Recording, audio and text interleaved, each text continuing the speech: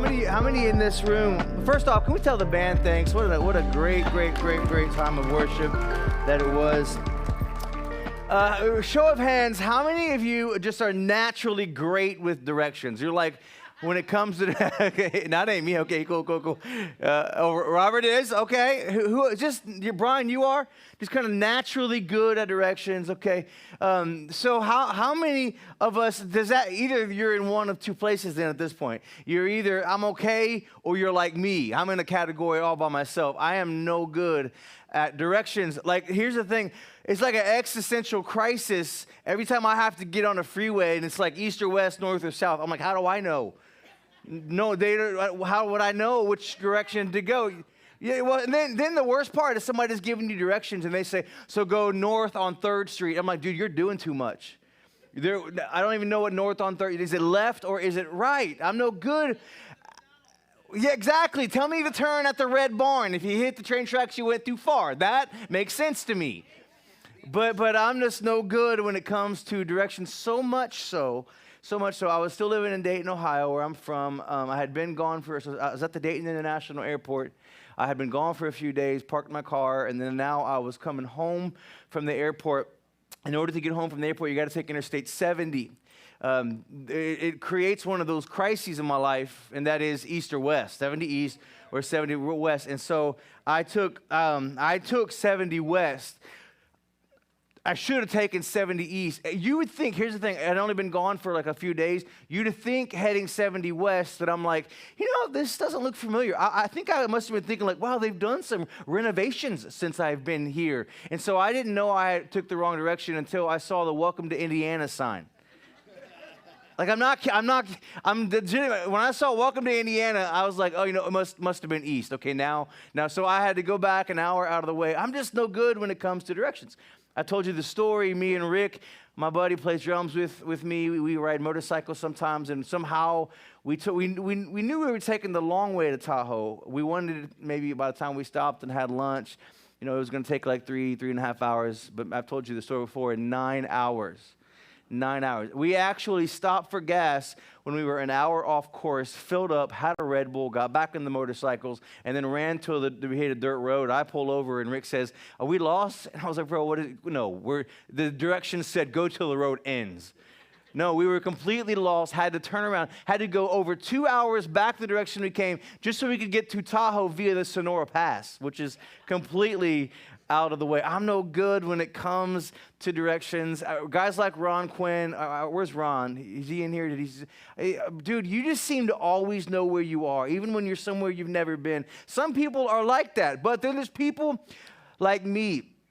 And if I'm going to be that way when it comes to the road and to directions, it stands to reason, man, I need some help navigating life. I need some help navigating the emotions that I have, the relationships that I have, my spiritual journey. I need some help with those things. And thankfully, there is one whose name is Jesus, and he is the way. We're looking at this idea of, the series is called Iconic, the life of Jesus. And every week, we're going to pull a specific word and think through the lens of how Jesus is this for us. The word this week is pioneer. I love the interesting way to read about Jesus being the way through the lens of him being a pioneer. Like, he's forged the path. When I think about a pioneer, I think of people like Lewis and Clark, right?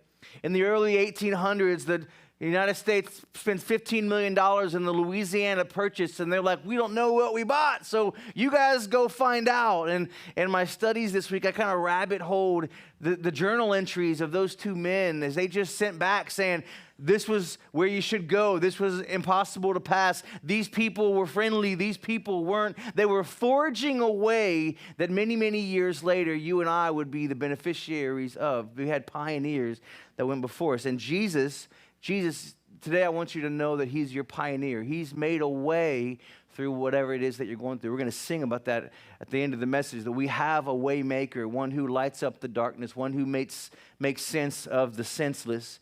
He says in John chapter 14, the setup is that Jesus is saying, I got to go. I have to go, and Steve talked about, the same timeline, this scene where Jesus is saying, I got to go to the cross, I'm gonna die, I'm gonna rise again. And Jesus says, but don't worry, though I'm going away, you'll be able to find me. And his disciples, they say in John chapter 14, verse 5, no, we don't, Lord, Thomas said. We have no idea where you are going. So how can we know the way? Verse 6, Jesus told him, I am the way. He also said, I'm the truth and the life. No one can come to the Father except through me. But I want to talk to us specifically today about Jesus being the way. What Jesus is saying to you and to me today is that if you want to avoid getting turned around and lost, and maybe you're like me, I've been here, where you kind of look in the mirror. It's those moments when you go, how did I get here? I never thought this would be something that my life would be marked by. And if you want to avoid those kinds of things, there's one who has made a way, and his name is Jesus. In Matthew chapter 11, I read this verse kind of often. I know I do, but it always, for me at least, always seems to find relevancy to the idea that I just desperately need Jesus.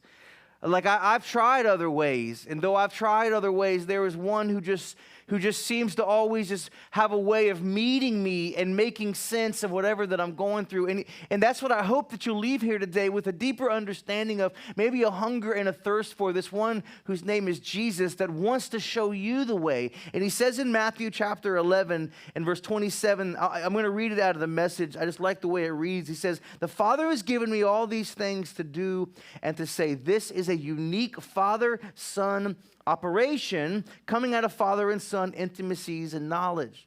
No one knows the Son the way the Father does, nor the Father the way the Son does. So just pause before we continue reading on. Is that Jesus is saying, I have access to information that you don't know anything about. There's something happening, Jesus says, between me and my Father that is other than you. My ways are higher than your ways. My thoughts are higher than your thoughts. But then Jesus says, but I'm not keeping it to myself.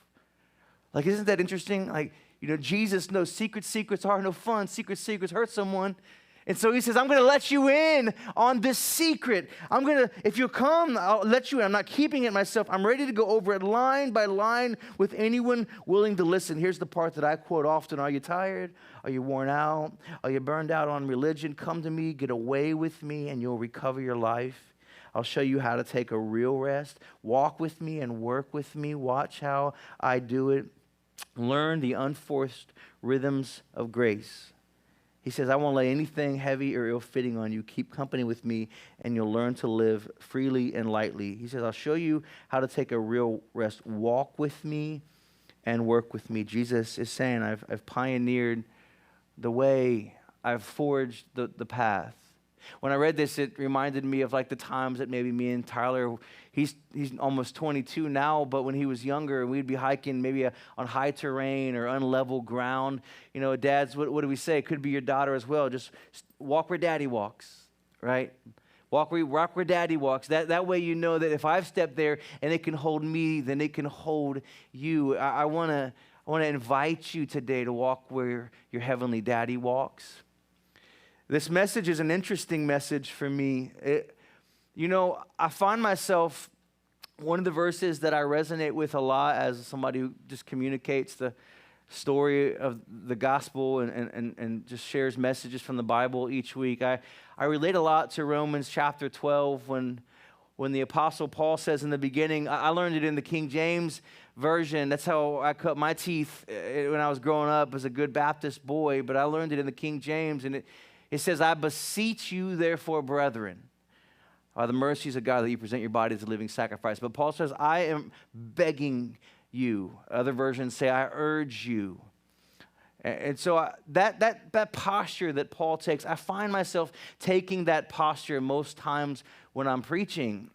if I could, each week I would get on my knees and I would say, man, I have tried it other ways and Jesus is the best way. If I thought it would help you make a decision, I would get on my knees and I would say, this is the greatest news you will ever hear. And friend, I'm hoping you'll embrace it. I'm hoping you will say yes to Jesus today and to begin the process of learning to walk with Jesus and to give your life with Jesus. And many times I kind of know where I'm headed, like what decision I hope that you'll make. Sometimes we send you home with a prayer candle or a journal, or we say, hey, on Monday morning, there'll be video devotionals that you can do. We're kind of moving you towards something.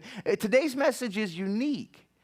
If today's message was a movie, it'd be the kind of movie ending that leaves you with more questions than answers. Like if I'm doing it right today, I have a sense from God's Spirit that a successful message won't be saying this is how you do this, but maybe stirring some questions in you that says, am I doing this right? Well, what is God saying to me about this? If I have this sense that if I'm doing the message right, it's going to be like season 1 ends and you're Googling, is there a season 2 coming? You know, I got to know how does he live? Does he get the girl? You know, and so you got to know when season 2 comes out. My hope is that the message today and what we pull out of the Word of God leaves you with the sense that, like, I got to know more. I got to know more. It's a very lofty idea, but as I try to maybe take 30 or so more minutes and describe to you what it means to follow Jesus, to follow this pioneer. That's a lofty plan to try to succeed at. So I'm going to borrow from one of my heroes. His name's John Mark Comer. You might recognize the name. Last year we did a series called Margins after I read his book, The Ruthless Elimination of Hurry. He just has a way of making spiritual practices accessible in a way that just always connects with me. He just released a book this month. And the book, ironically, is called Practicing the Way. Learning to be a follower of Jesus. Learning to know what Jesus meant when he said, follow me because I am the way. And John Mark, his whole book is unpacking 3 ideas, and it'll be the 3 points that I want to kind of give you an idea about today. Here's his 3 points. Be with Jesus, become like Jesus, and do what Jesus did. The entire book that I just saturated myself in, I've either read it or listened to it every day of the week, and I got through the book. Knowing how to walk with Jesus, how to be a disciple of Jesus. He says we can boil it down into 3 things. Be with Jesus, become like Jesus, and do what Jesus did. Before I get into unpacking these, I just want to very quickly, I guess it's more conversationally, invite you into this thing that I discovered this week that has just kind of flipped my decision with Jesus, what it meant, what was that moment whenever that I first stepped into the line of faith? What does that mean in my spiritual journey? And God's Spirit's been sort of massaging this inside of me, because there's a word, like if I were to ask you, what's the word for those of us that have accepted Jesus? We attend church, we're plugged in, we have the doctrine of beliefs that we hold to, and we attend a church like a church like this. What are we? Most of us in the room are what? Members, okay. Christians? Yeah, Christians is sort of like the word that we'd use. Maybe even on a survey, one of the options that you can be is a Christian. And so many of us would say that what we're ascribing to do is to make Christians and to have more Christians. But it's not that that's inherently wrong. But I found out this week, just over and over and over again, that was never the invitation. It was to make Christians, or even to be Christians. Did you know that the word Christian is only used 3 times in the New Testament? And actually, it's a pretty negative slur for the early church.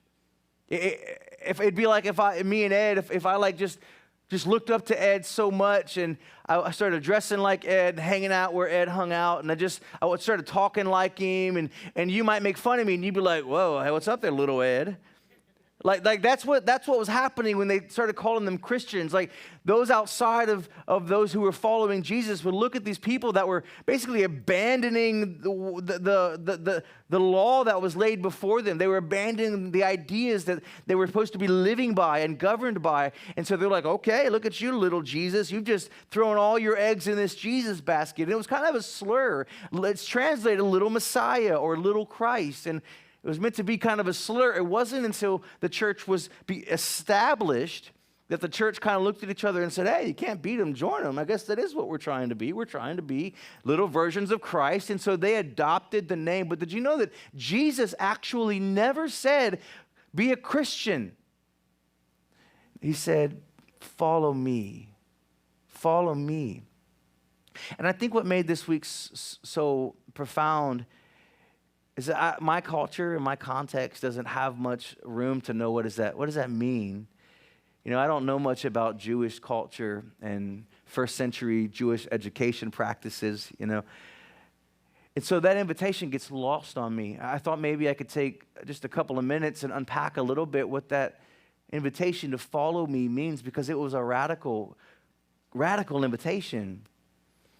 Like, just to give you some context, this is the Jewish education, first century Jewish education. When you're about 5 years old, you'll go to school for the first time. And you'll be done with school by about the time you're 12 or 13. And actually, interestingly enough, you'll have memorized the full Torah, like Genesis, Exodus, Leviticus, Numbers, Deuteronomy, which is pretty impressive. The school ordinarily shared a space and was a room off of where the tabernacle was, the synagogue was. And so by the time you're 12 or 13, most people are done with school. Some could continue education, go to another layer of school. And by the time you're 17 or 18, you've actually memorized the entire Old Testament. That's crazy. That's crazy. And for the vast majority of people, education is over. Now you go start a family. You go get involved in the family trade. You go do what your parents did. Go work on the family farm. Go have kids of your own. And your hope was when you had kids that they might surpass you and do that next level of education that very few people get the opportunity to do. So young men who have already done those first two layers of education, the very brightest and the very smartest, the ones who just really rose to the surface, like they would petition a rabbi, and they would say to this rabbi, like, I just really want to follow you. And the rabbi would begin to grill them with questions and invite them to just kind of unpack why you're worthy. How often do you pray? What do you think about this doctrine? And the vast majority would get denied because a rabbi only has a handful of followers. But to some very, very, very select people, the rabbi says, you can follow me. And when you follow the rabbi, it's not a part-time thing. You don't choose how many credit hours that you take. It's a full time. It's you eat where he eats, you sleep where he sleeps, you walk where he walked. You literally are trying to become like your rabbi, so that at some point the rabbi looks at you and says, you're ready to have followers of your own. And Jesus makes this radical invitation as a rabbi. Says, you all can follow me. The best way we can understand it is like if Harvard or some Ivy League school, just the admissions office went online and said anybody can enroll and it's free. And you can have this prestigious plaque hanging on your wall that opens up incredible opportunities for you. People would flock to that. And Jesus just says, all of a sudden, to these guys that hadn't done the normal process of education, he says, you can follow me. And that's important. That makes sense, right? Because have you ever wondered, I've wondered this, have you ever wondered why in the world that this guy named Simon, fishing on the banks of Galilee, doing what his dad did and what his dad's dad did. He's with his brother Andrew right at the time, and they're waist deep in water, probably chucking their nets. And this man named Jesus, this rabbi named Jesus, comes and he says to these guys, he says to Simon and to Andrew, follow me. And what do? They drop their nets and they follow him. And if you're like me, you've ever wondered, why would anybody do that? Because they were just extended the greatest invitation of all time. And they did none of the work to have the invitation extended to them. And this over and over and over again is the invitation that Jesus makes 22 different places. It's 12 different times in 22 different places. Jesus says, follow me. It's not be a Christian. He says to follow me, not in a transactional, I reviewed my options and I don't want to go to hell, so I'll take Jesus kind of way. But you've just extended an invitation, and now I want to go where you go and walk where you walk. I want to become like you. And as we're going to see as I get through this message, that's a wildly different posture to pursue what it means to know Jesus from. Let's start there. Let's start with a different kind of understanding about the invitation in the first place. And let's talk about the three things that John Mark mentions in his book. And again, if you want to get it, it's an incredible book. You'll recognize lots of this content from this book. The first thing is I mentioned to be with Jesus, to be with Jesus. This is part of what it means to follow the way, to walk where our pioneer, what he's forged for us. We need to be with Jesus. On that ride that I mentioned between me and Ricky, I don't think I've ever told you this part of the story. We get to South Lake Tahoe. Again, 9 hours later, we get to South Lake Tahoe, and we're sitting at a bar somewhere in South Lake, and it was me that recognized it first.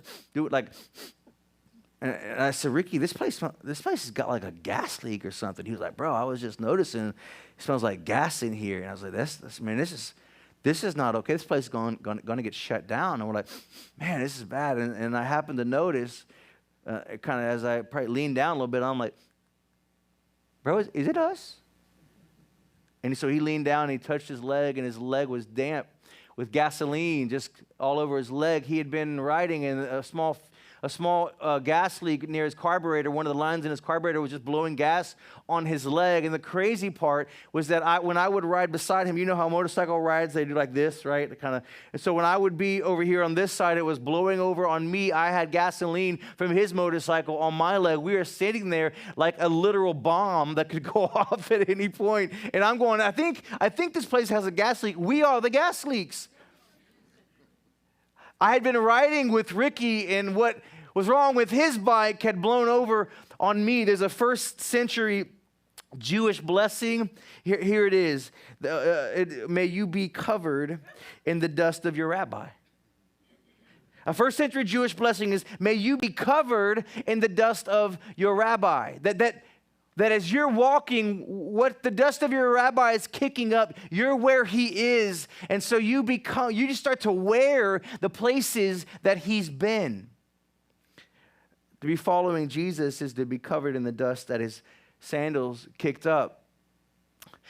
Which begs a question, right? Like, I believe this, I've held this for a long time. I first heard Louis Giglio say it, and I was probably 18, 19 years old, and he said it at a Passion conference. He said, we're all worshiping something.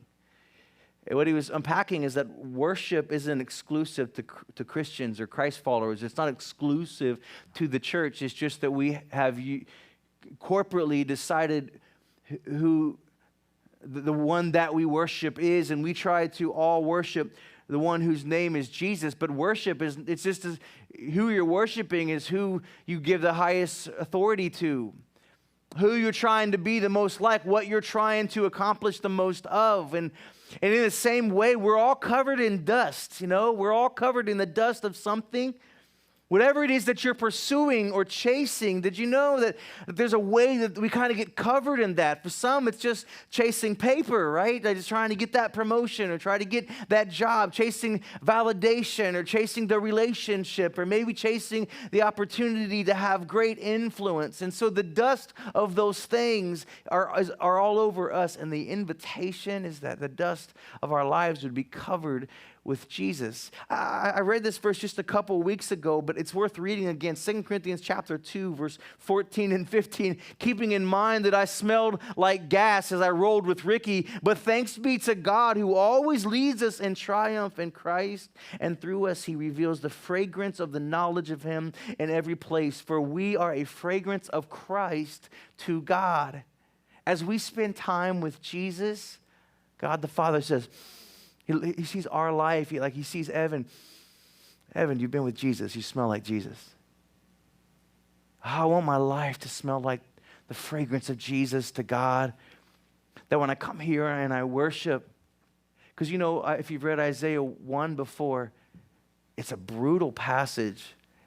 You can read it sometime, and God says about the worship in Isaiah 1, he says, when you worship me, it makes me sick. He says the incense rises, but it makes me nauseous. And I come and I raise my hands in worship. I hope that God says over my life, Dustin, you smell like Jesus. You've been with my son. I want to be with Jesus.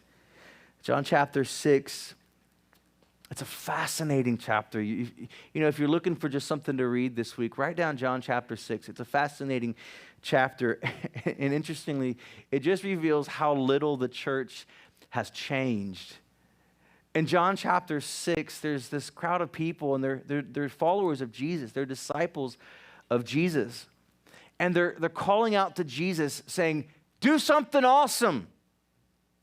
Like they're saying, like, we're looking for some signs. Do something spectacular.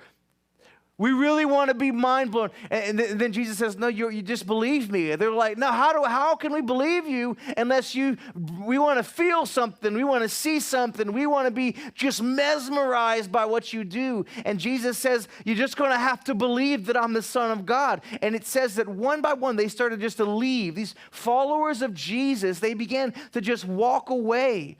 Because they didn't see something, they didn't feel something. Because they didn't see something and they weren't blown away, or they didn't feel something, they're like, it must not be all that it's cracked up to be. And then Jesus turns to his closest, to the 12. At this point, verse 66, many of his disciples turned away and deserted him. Then Jesus turned to the 12 and he asked, are you also going to leave?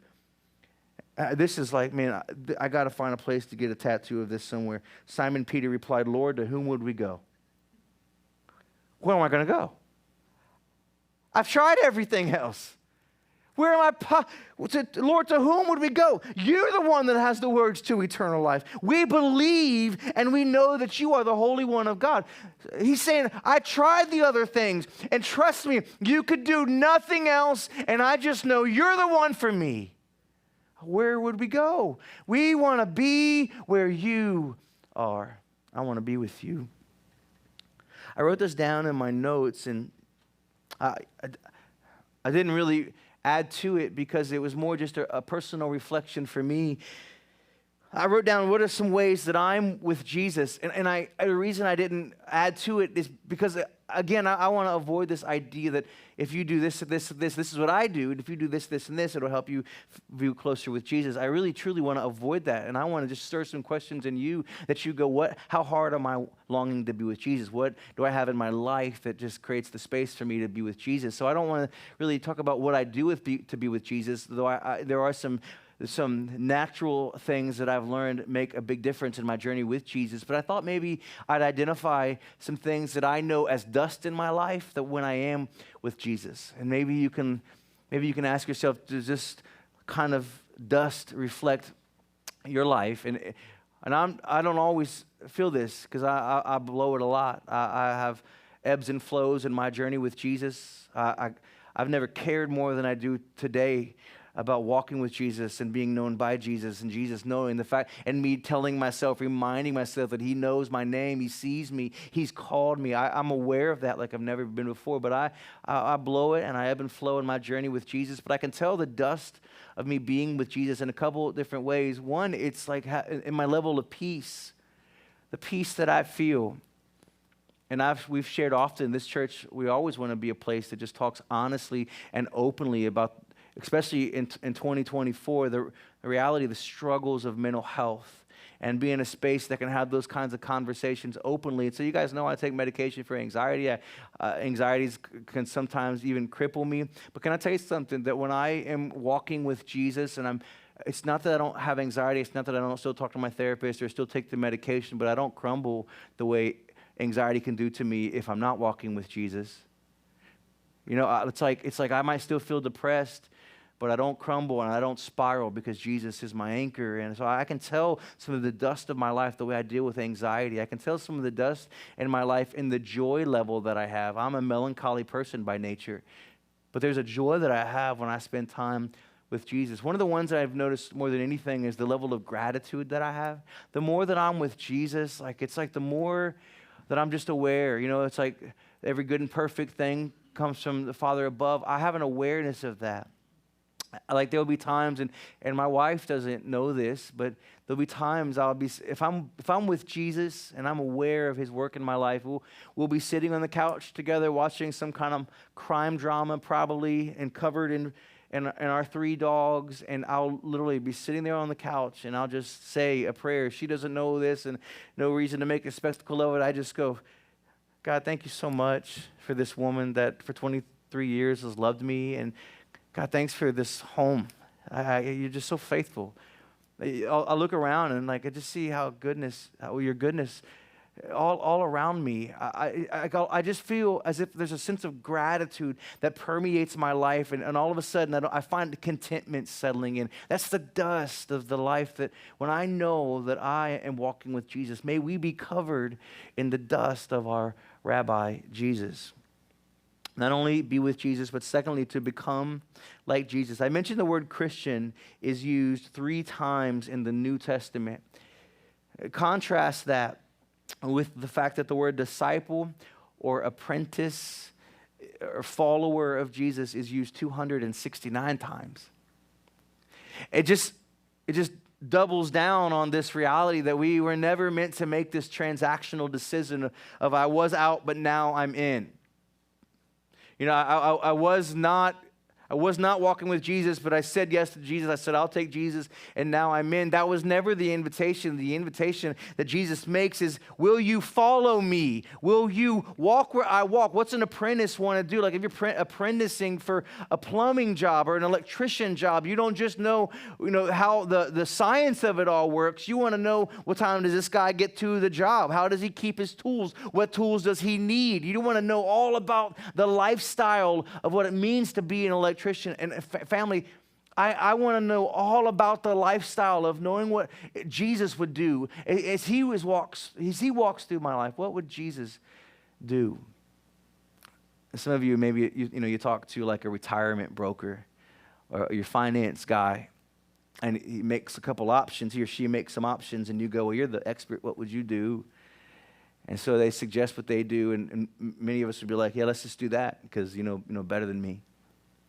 You know that like so many of us, we treat the most important decision that we'll ever make very similarly, except it's not a finance broker. It's like some kind of spiritual broker, and he's usually the pastor at your church, and he's usually standing on a stage like this, and you just kind of go, well, you're the expert. What do you think I should do?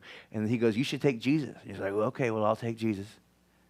And our options are laid out before us, and if he's a good communicator, he says, well, you don't want to do this thing. You don't want to be separated from God for eternity. You definitely want to be with God for eternity. By the way, comes with a place that's being prepared for you. And then we go to our spiritual broker, who's our pastor. Well, I'll take your word. Okay, I'll take it. And we sign up to be with Jesus. And that was never the invitation or the expectation. In fact, can I tell you that's one step below. Actually, it's full-blown heresy and blasphemy to the early disciples, to Jesus, that we would reduce what it means to walk with Jesus to something like that. When the actual invitation is Matthew 16:24, then Jesus said to his disciples, if any of you wants to be my follower, you must give up your own way, take up your cross, and follow me. If Jesus' end game was to grow a church and increase his followers, as his PR guy, I would say, Jesus, you need to tweak that. What do they get? Let's soften that a little bit. You could say the same thing a little differently, and it wouldn't be quite so. And Jesus would tell me, I'm not trying to grow. I'm not trying to get more numbers. What's a rabbi? A rabbi only has a few.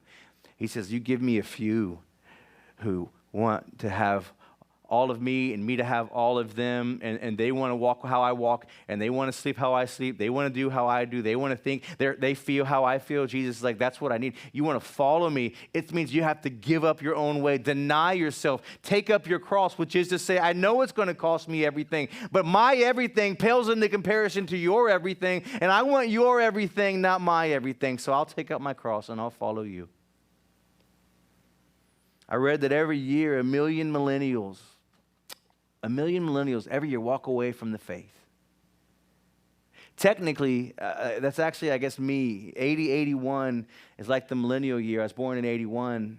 And so like that, it's basically me and younger, 30s and early 40s are millennials. And it says that every year, several statistics say that every year 1 million millennials are walking away from the faith. Can I tell you, especially as I did this study this week, can I tell you that my emotional response wasn't shock and awe, and it wasn't even heartbreak? Can I tell you that actually what I felt is, makes sense. Makes sense. Because I remember the era. How many of us went to a Carmen show? Addicted to Jesus. Yeah, or saw the power team rip phone books in half. I did acquire the fire as a youth. I did the big camp experiences. I did them. I felt it. I was in John chapter 6. That was me. That's the events that I was a part of. Do something great, Jesus. You do something great enough. I feel something deep enough. I'm making the decision. And then every year, 1 million people that experience those things go, that was never the invitation. And frankly, I didn't sign up to give up my life and to die. And so they walk away. Because they were sold something that if you feel something deep enough, you see something cool enough, you might give yourself to Jesus. But that was never the invitation. In fact, we see in John chapter 6, Jesus refused to be a part of those things because it said the wrong message about what following Jesus really meant. Makes sense why that John the Baptizer would say in John chapter 3, he must become greater and greater, and I must become, say it, less and less. Currently, 63% of Americans profess to be a Christian. It's down. 10 years ago, it was 75+% of Americans profess to be a Christian. Now it's 63% of Americans profess to be a Christian. This will blow your mind. While, yes, it's hard to quantify this, tons of data went into this over several data points. And the unanimous decision is that about 4% of Americans say they consider themselves Christ followers. 63% of Americans profess to be Christian, and 4% of Americans say that they're Christ followers. How do we reconcile that? How do we make sense of that? I was sitting in my van yesterday, just looking over my message. Don't ask me why I do that. I drive by a river. I sit by the river, open up the back doors. Yes, it was even raining, and I was freezing, but that's what I like to do. I'm a little introvert, okay?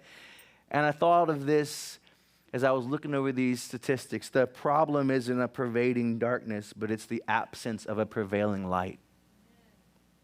We love to look and say, look what all those dirty sinners are doing. Look what all those people who don't know Jesus are doing. But the problem is not with them. The problem is that we don't have a light that's shining to expel the darkness. The problem is not a pervading darkness. It is the fact that we, as the light of the world, are not doing our part to shine. And when we see 63% and 4%, I kind of wish we could borrow from my Catholic friends. You know, if you're Catholic or you're raised Catholic, they have this differentiating title. Are you Catholic or are you practicing Catholic? One means I come from a part of the globe where that's the predominant religion, or my grandma was a Catholic, so therefore I'm Catholic. But there's a big difference, and I'm Catholic and I'm a practicing Catholic. One is an identity that you adopt that you kind of absorb from the people that went before you. One is I regularly act out and live out what it means to be a Catholic. It might do us good for us to go, are you a Christ follower or are you a Christian? Because they're very different. One changes the world, one is some fire insurance. And it actually, if you think about it, it makes a lot of sense. Like if 63%, even though it's down, if 63% of America were Christ followers, we'd have every reason to go like, how is this world not a different place? How is America not a different place? How is this not, that would mean that there'd be 63% of America that would be acting like Jesus and loving like Jesus and being the hands and feet of Jesus. And how How could it not look different? How could there still be homelessness and poverty and all of those things? Because the 63% of Sacramento would be following Jesus. But it makes a lot of sense that there's only 4% of America that's doing those things, and the rest of them have just decided to make a conscious decision, some transactional decision, to say, "I'll take Jesus," and then invitation. And you got to know this idea. It hit me like I'm kind of processing and regurgitating in many ways, wow, the heavy moment that maybe I substituted, maybe I shortchanged what the invitation really is, and in part because I didn't have the cultural context to know what Jesus was inviting us into. I just had the context that I was invited to at a church and what I've been invited to in my small group. And this week, God, through the power of the Holy Spirit, said the invitation that Jesus made is, as the rabbi says, it's a lot more than a transactional thing. This verse is hard to swallow. But Matthew chapter 7, read 3 verses out of Matthew 7. You can enter God's kingdom only through the narrow gate. The highway to hell is broad, and its gate is wide for the many who choose that way, but the gateway to life is very narrow, and the road is difficult, and only a few ever find it. I don't know. I'm not God, but I wonder if there's any correlation to 63% versus 4%. Gateway to life is very narrow, and the road is difficult, and only the Christ followers will ever find it, because Jesus is the way, and he's leading us. And this is the gate at the end of following the way. Verse 21, not everyone who calls out to me, Lord, Lord, will enter the kingdom of heaven. Only those who actually, what's that word? Yeah.